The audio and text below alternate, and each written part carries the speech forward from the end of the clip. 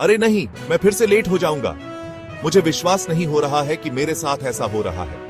ऐसा हमेशा सबसे जरूरी दिन ही क्यों होता है? एक भीड़ भाड़ वाले बाजार में जहां दुकानदार ग्राहकों को लुभाने के लिए चिल्ला रहे हैं और हवा में स्ट्रीट फूड की खुशबू है, रवि नाम का एक नौजवान भीड़ में से भाग रहा है, लोगों के बीच से रास्ता बनाते हुए और रुकावटों से बचते हुए घबराहट से अपनी घड़ी देख रहा है। वह जानता है कि उसके पास अपनी मंजिल तक पहुंचने के लिए केवल कुछ ही मिनट बचे हैं।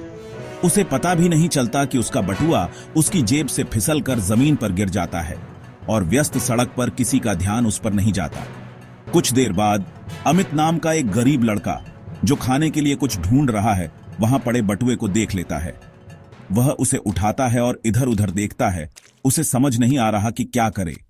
क्या उसे इसे रख लेना चाहिए या इसके मालिक को ढूंढने की कोशिश करनी चाहिए? यह फैसला उसके छोटे से दिमाग पर भारी पड़ रहा है। इसमें बहुत पैसे होंगे, सो ये कितने होंगे? शायद मैं आखिरकार स्कूल के लिए वह किताब खरीद सकूं, या शायद वे नए जूते भी ले सकूं जिन पर मैं हफ्तों से नजर गड़ाए हुए हूं। अमित एक शांत कोने में जाता है और बटुआ खोलता है। उसका दिल उम्मीद से धड़क रहा है। अंदर उसे पैसे और एक आईडी कार्ड मिलता है जिस पर रवि की तस्वीर है। पैसों को देखकर उसकी धड़कनें तेज हो जाती हैं। पैसों को देखकर उसकी आंखें चौड़ी हो जाती हैं, लेकिन वह हिचकिचाता है। आईडी कार्ड उसे घूर रहा है, उसे बटुए के मालिक की याद दिला रहा है। लेकिन यह मेरा नहीं है, मैं इसे ऐसे ही नहीं ले सकता। क्या होगा अगर उसे इसकी मुझसे ज्यादा जरूरत हो? क्या होगा अगर यह पैसा किसी जरूरी काम के लिए हो? लालच और सही काम करने के बीच फंसे अमित ने गहरी सांस ली और सोचा कि उसे आगे क्या करना चाहिए। दोनों विकल्पों के परिणामों को सोहते हुए फैसले का बोझ उसके कंधों पर भारी पड़ रहा है। भैया भैया, क्या ये आपका बटुआ है? मुझे ये जमीन पर मिला, सोचा आपका ही होगा। सही काम करने की ठान कर अमित भीड़ भाड़ वाले बाजार में भागता है, भीड़ से रास्ता बनाता हुआ, बटुए को कसकर पकड़े हुए। वह जानता है कि इसे उसके असली मालिक को वापस करना कितना जरूरी है। कुछ देर ढूंढने के बाद वह रवि को एक चाय की दुकान के पास खड़ा देखता है, जो बेतहाशा अपनी जेबें चेक कर रहा है।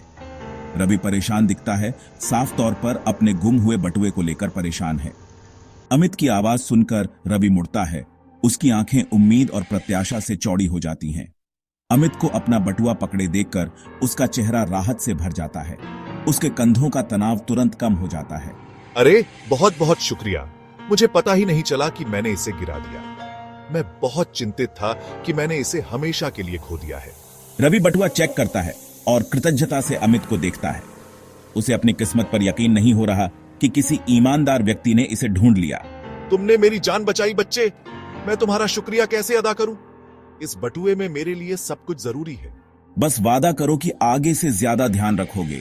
ऐसी भीड़ भाड़ वाली जगह में चीजें खोना आसान है। एक प्यारी सी मुस्कान के साथ अमित बटुआ वापस कर देता है। उसे उपलब्धि का एहसास होता है। वह जानता है कि उसने जरूरतमंद की मदद करके सही चुनाव किया है।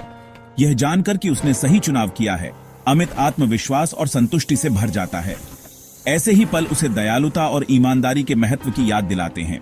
लो ये रखो, अपनी ईमानदारी के लिए तुम इसके हकदार हो। नहीं साहब, मैंने इसे इनाम के लिए वापस नहीं किया। तुम कमाल के हो अमित, लेकिन मैं जोर दे रहा हूँ, मुझे तुम्हारी किसी और तरह से मदद करने दो। कभी कभी ईमानदारी का एक छोटा सा काम आपकी जिंदगी को अनोखे तरीकों से बदल सकता है। ईमानदारी का फल हमेशा मिलता है।